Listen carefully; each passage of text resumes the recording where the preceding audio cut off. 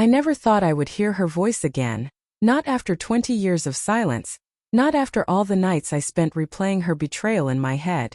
Yet there she was on the other side of the phone, calm, almost apologetic, and saying words I had longed for but feared at the same time. I need to tell you something, and it's going to change everything you thought you knew. I remember the exact moment it all began to unravel.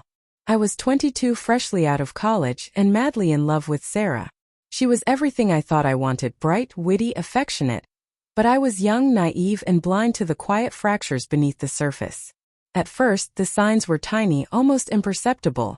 A missed call here, a fleeting glance at her phone, attention I couldn't name. I brushed them off as paranoia. I wanted to trust her. I wanted to believe in us. Then the day came when the truth crashed into me like a cold wave. I found the letters, stacks of them, hidden in a drawer she thought I'd never open. Letters from a man I had never met, filled with confessions, declarations, and plans I wasn't meant to see.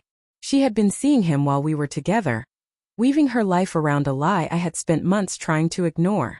The betrayal cut deep, not just because she cheated, but because she trusted me with her presence, her laughter, her late-night whispers of love, all while keeping a secret that could have destroyed me. I confronted her as any person would, with hurt and anger in my chest, expecting denial or excuses. She didn't flinch. She admitted it, eyes brimming with tears, voice shaking. She loved me, she said, but not in the way she should have. She was confused, she was selfish, and she was terrified of losing me, but somehow she had done it anyway.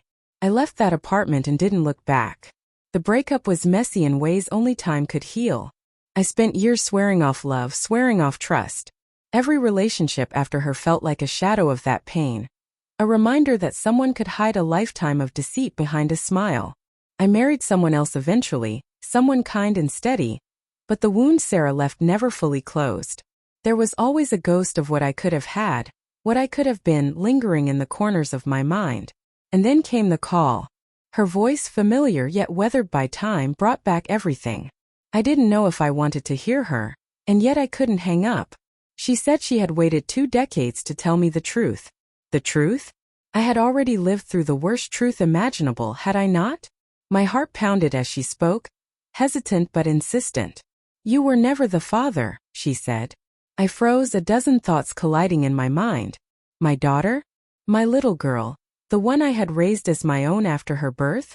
I had held her, taught her to ride a bike, read her bedtime stories, worried when she got sick. All of it a lie? My stomach churned. You what?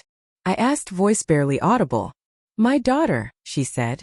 She isn't biologically yours. She's the product of another relationship. Before me, before you. But I never told you because I knew you'd still love her. I wanted you to be her father, and you were. I wanted you to be the man you are today in her life, and you were. I was scared you'd leave if you knew the truth, and I couldn't lose you again. I know I was wrong. But I had to wait until she was old enough to understand, and until you were ready. For a long moment I couldn't breathe. Anger rose like fire, then faded, replaced by a strange, profound awe. I looked at the picture on my desk, her asleep on my chest, small hand curled into mine, and for the first time in years I felt clarity. I had loved her all this time, fully, without question. The DNA didn't matter. I had been her father in every way that counted. Tears streamed down my face. Anger, betrayal, pain. They all mingled into something softer, deeper, something I hadn't expected. I had feared that knowing the truth would shatter everything I had built. Instead, it made the love I had for her more powerful, more intentional. You gave me the most precious gift. I whispered, my voice trembling. Even without knowing, I've been her father. I've been everything she needed. And I can't thank you enough for trusting me to be that man. Sarah's voice caught, fragile but sincere. I waited 20 years because I needed to know you would still love her, still love yourself. And I see now you do. You've given her a life she never would have had without you. We talked for hours that night, not about blame, not about past mistakes, but about the life we had built despite them. She shared memories I had never known, secrets I could never have imagined, and for the first time, the weight of betrayal was replaced by something miraculous. Redemption, forgiveness, and an almost spiritual sense of timing. I realized then that life doesn't always give closure in the way we expect.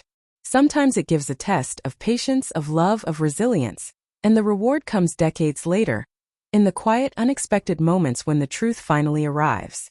I thought I had been abandoned, that my heart had been shattered irreparably, but what I hadn't seen was that my love, my presence, had shaped a life beyond betrayal, had built something unbreakable.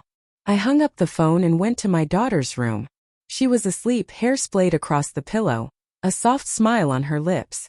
I sat beside her, brushing a strand of hair from her face, and felt a peace I hadn't known since before the world seemed cruel.